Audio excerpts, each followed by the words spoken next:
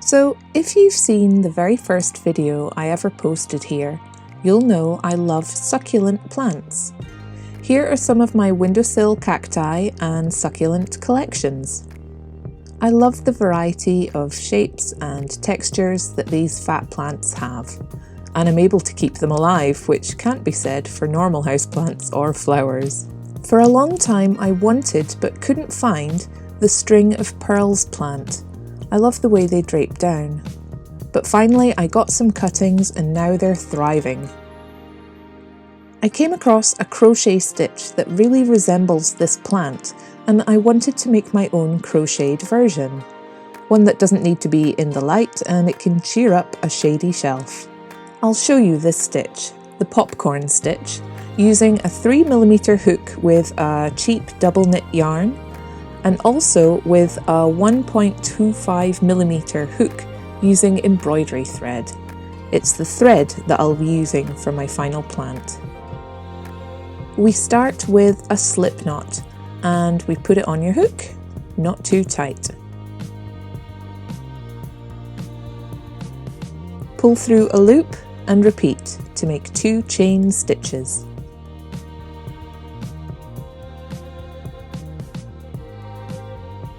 Yarn over your hook, then poke through the first stitch that you made, the slip knot. Pull through a loop. Now you have 3 on your hook. Pull a loop through the first 2, then pull another loop through the other 2. This creates a double crochet stitch in the US, or a triple crochet stitch for the UK. Either way, we're going to make another one of these in the same starting stitch again.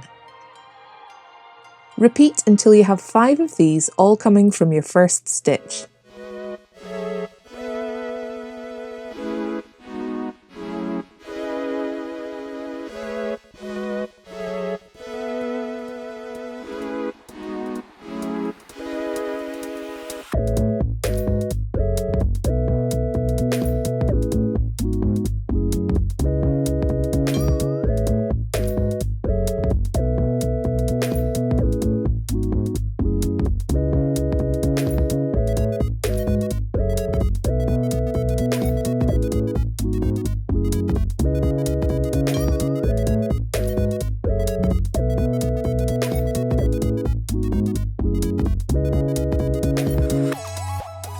Then we leave our loop loose and find the top of the first stitch that we made.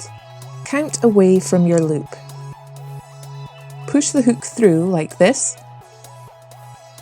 and catch your loop. Tighten it a little and pull through. This completes 1 popcorn stitch. It's like a little ball. We move towards our next one by creating a chain of 5 stitches.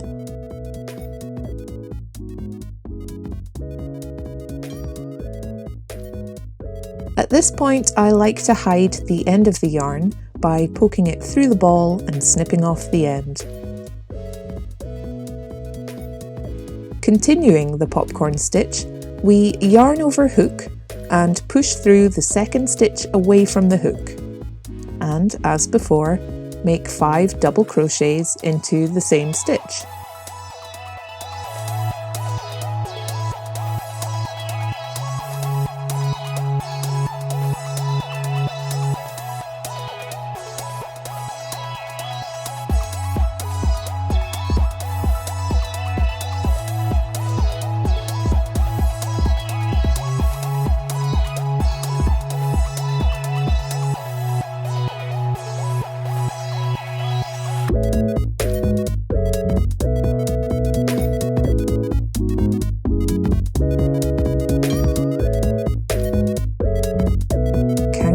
To find the first one, then create the ball shape by pulling that loop through it.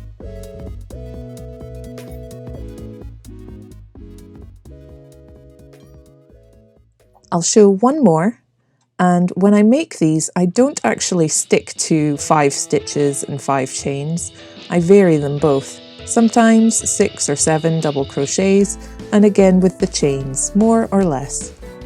Since we're recreating a plant, we might as well make it more varied and organic, so really don't worry about the number of stitches, it will look more realistic this way.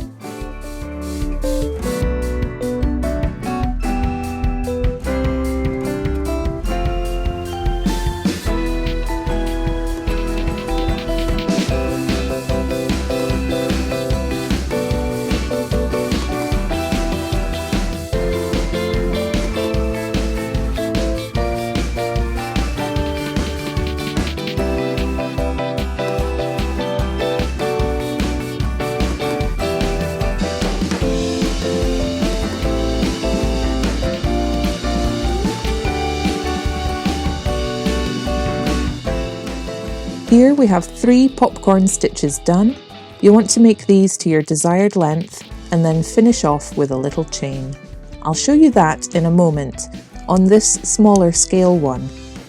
I've used the embroidery thread to make a closer match in scale to the original plant.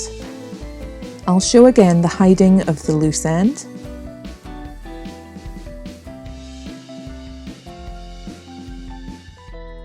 And here is another example of the popcorn stitch.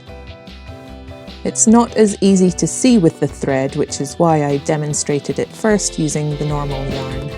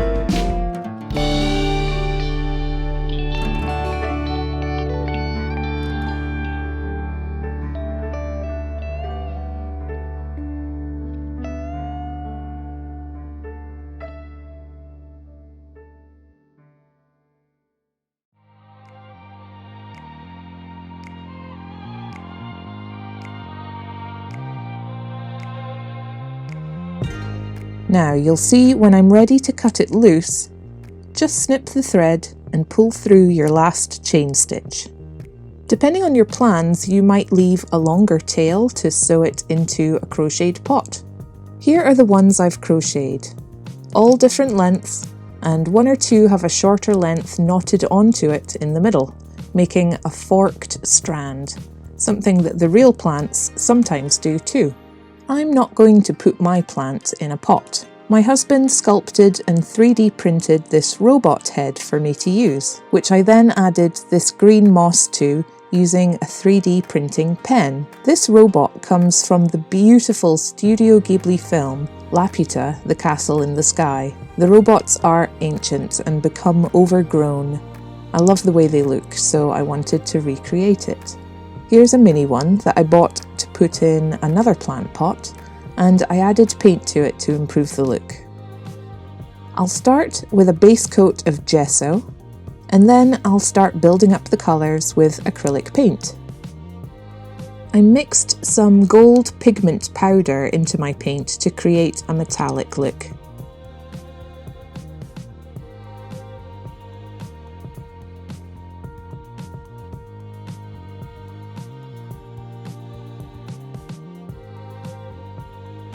I started with a dark brown base, then added green to the higher areas of the moss. I ended up darkening the overall colour on the robot head and leaving it darker still in any crevices or cracks. I dabbed on more layers, building up the coverage, and using dry brushing to lighten up the protruding edges and highlight the moss.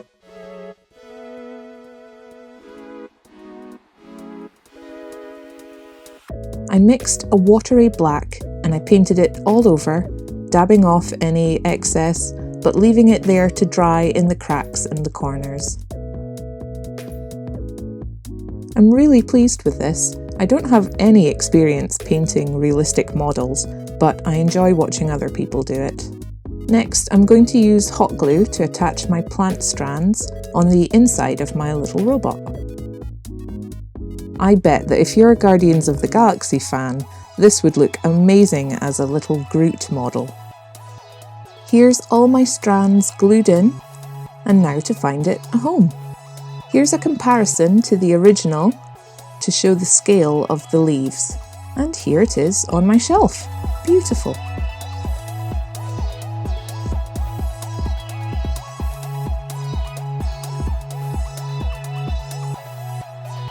Well, I hope you enjoyed this video. Look after each other and I'll see you again soon. Bye bye!